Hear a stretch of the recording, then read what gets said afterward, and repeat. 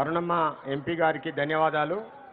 అదేవిధంగా మనం ఎంతో శ్రమ కోర్చి ఈ రాష్ట్ర ప్రభుత్వం మీద ముఖ్యమంత్రి రేవంత్ రెడ్డి మీద ఒక పెద్ద ఎత్తున ఉద్యమ రూపకంగా మనం తరలి వచ్చి ఇంకా కొంతమంది మన సోదరిమణులకు చైర్లు లేకుండా ఇంకా నిలబడి ఉన్నారు. ఇంకొక కొద్ది సమయంలో మన రాష్ట్ర అధ్యక్షుల వారు మాట్లాడతారు కాబట్టి దయచేసి మనమందరం కూడా ఈ ఉద్యమంలో పాల్గొన్న వాళ్ళందరం కూడా కూర్చొని చివరి వరకు ఉండాలని చెప్పేసి కోరుతున్నాము. ఇప్పుడు మన ఎంపీసీ మాజీ చైర్మన్ శ్రీ తాడూరి శ్రీనివాస్ గారిని 2 నిమిషాలు మాట్లాడాల్సిందిగా కోరుతున్నాను.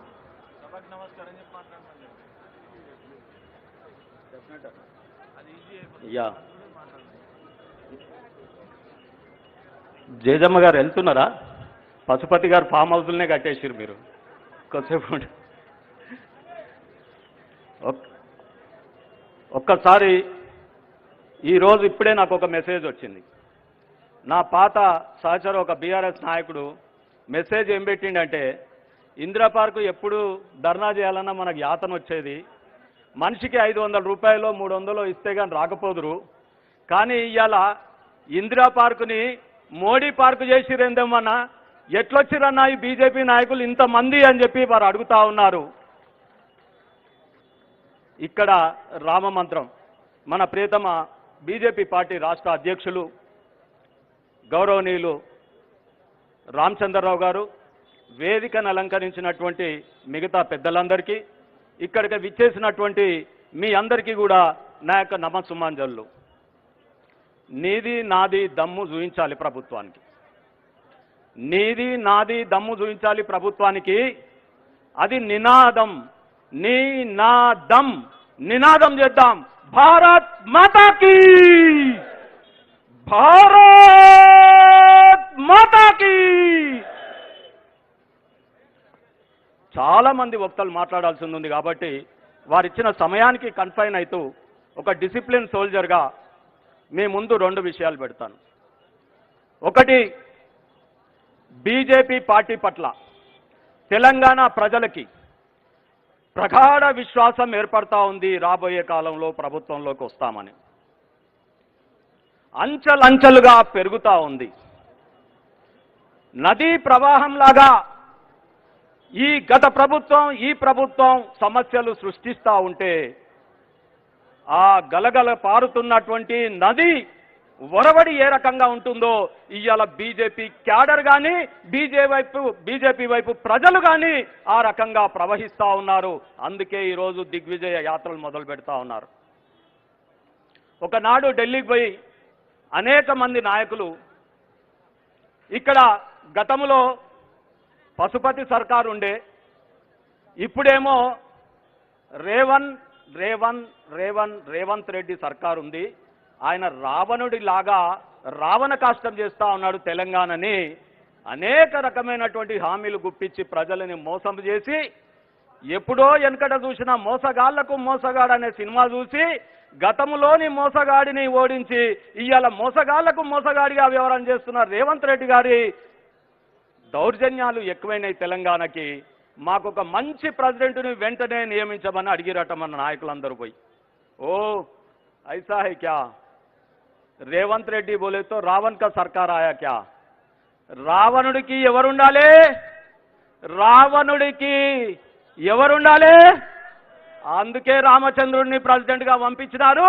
ఆయన తెలంగాణ పొరిమేరలందరూ చుట్టొచ్చినాడు. ఇవాళ ప్రభుత్వాన్ని గద్దెదించడానికి ఇందిరా పార్కు దగ్గర ధర్నా రూపంలో కూర్చున్నాం. That is Ramachandra Rao. మోడీ గారి విషయం నేను ఒకటి చెప్తాను.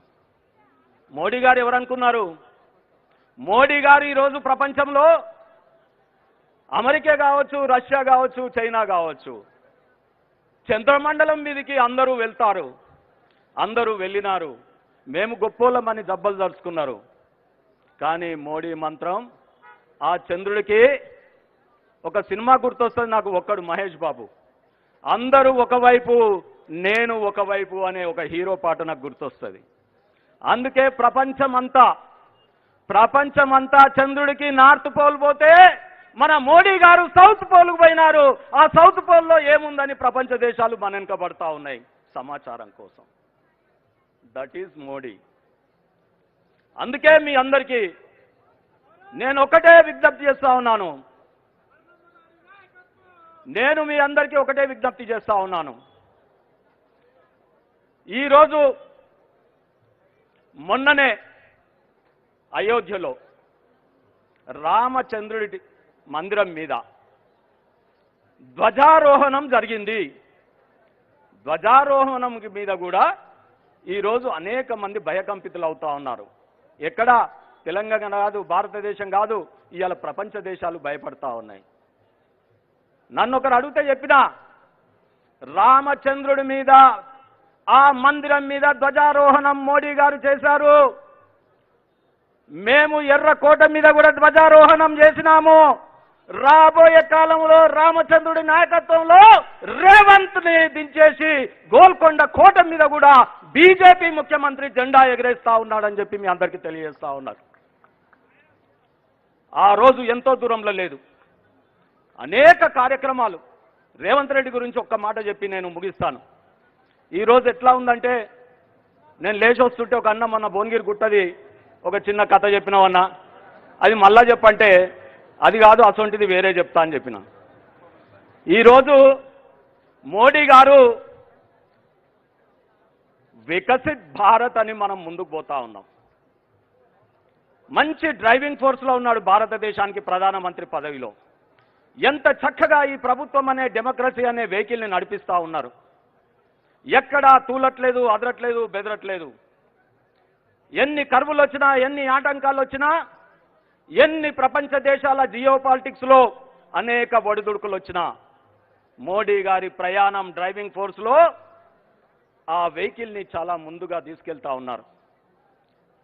రేవంత్ రెడ్డి, రాహుల్ గాంధీ లాంటి వాళ్ళు ఏం చేస్తున్నారంటే, వాళ్ళ ఖజానాలో డబ్బులు లేవు, మన వెహికల్లో నిండుగా డీజిల్ ఉంది, డ్రైవింగ్ ఫోర్స్ బాగుంది, కానీ రేవంత్ రెడ్డి బండిలో బుల్లెట్ మీద రాహుల్ గాంధీని ఎక్కించుకొని పోతున్నాడట. నా దగ్గర ఒక ఇకమాంత్ ఉంది అని చెప్పినాడట. అరే ఏమి ఇకపత్ భయ్ అంటే, మనం వికసిత్ భారత్ అని మోడీ గారు ప్రయాణం చేస్తూ ఉన్నాడు కాబట్టి దాని ఎన్నుకున్న చైనో మెట్టో పట్టుకొని మనం డీజిల్ ఖర్చు లేకుండా దాన్ని పట్టుకొని పోదాం మన బుల్లెట్ మీద అని చెప్పినాడట. అట్లా ప్రయాణం చేస్తే ఉంటాడా? ఏన్నో ఒకరోజు పడిపోతాడు. సో రేవంత్ రెడ్డి గారు, మీ హుషారు లెక్కలు పనిచేయవు. మీరిచ్చిన ఆశలు మొన్ననే మనం చూసినాం.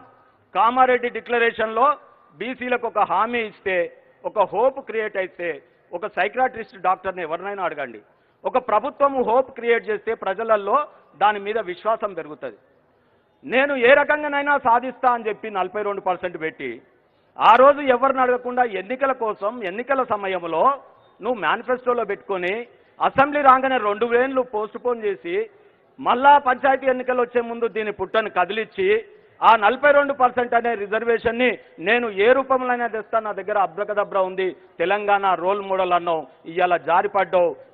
పిల్లలు, కుసుమారని పిల్లలు ఇవాళ బీసీలు ఆత్మహత్యలు చేసుకుంటున్నారంటే ఆ ఆత్మహత్యల యొక్క పాపం నీకే తగులుతుంది రేవంత్ రెడ్డి గారు అని చెప్తా ఉన్నా. దీనికి కారణం రేవంత్ రెడ్డి గారు, కాంగ్రెస్ పార్టీ ప్రకటన, కామారెడ్డి ప్రకటన అని తెలియజేస్తా ఉన్నాను. ఒక్కటే మీరందరూ కూడా దయచేసి, నీ లొల్లి గతంలో మా భువనగిరి గుట్ట దగ్గర ఒకడు వచ్చిండట వెనకటికి, 2 ఏళ్ళు నన్ను బాగా మేపుర్రి, నాకు అధికారం ఇయ్యురి, నాకు కాజు పెట్టురి, బిర్యానీ పెట్టురి, ఆ గుట్టని నేను ఎత్తుకుంటా అని 42% అనే గుట్టని ఎత్తుకుంటా అని చెప్పినావు. ప్రజలు నమ్మిరు, నీకు ఓట్లేసిరు, 2 ఏళ్ళు ప్రభుత్వంలో తెచ్చిరు, మంచిగా తింటున్నావు, మంచిగా బలుస్తున్నావు, కమిషన్ల పేరుతోని ఇద్దరు కలిసి వంచుకుంటున్నారు, బీఆర్ఎస్, కేటీఆర్, రేవంత్ రెడ్డి. కానీ ఈరోజు ఆ భువనగిరి గుట్ట ఎత్తుతా అన్నట్టు నీకు మేపినాం కదా, నువ్వు బలిచినావు కదా, 2 ఏళ్ళు రానే వచ్చినాయి, జర ఆ భువనగిరి గుట్టని ఎత్తుకో అని ప్రజలందరూ అడిగితే ఆయన అంటాడట, నేను ఎత్తుతా అన్నది నిజమే, నేను మోస్తా అన్నది నిజమే, మీరు మేపింది నిజమే, కానీ మీరు ఎత్తి ఆ గుట్టను నా ఈపి మీద పెడితే నేను మోస్తా అన్నాడట. రేవంత్ రెడ్డి, నీ హుషారు లెక్కల్ని దించడానికే వకీల్ సాబ్ వచ్చిండు. వారి నాయకత్వంలో పక్కకు కందే మిలాకే ఒకవైపు లక్ష్మణ్ గారు ఉన్నారు, కిషన్ రెడ్డి గారు ఉన్నారు, అదే రకంగా మహేశ్వరుడు ఉన్నాడు, అసెంబ్లీలో అనేక మంది దిగ్గజాలు ఇక్కడ కూర్చొని ఉన్నారు. వీరందరూ కనుక బయలుదేరితే రేపు నీకు తప్పకుండా ఈ ప్రజా కోర్టులో శిక్ష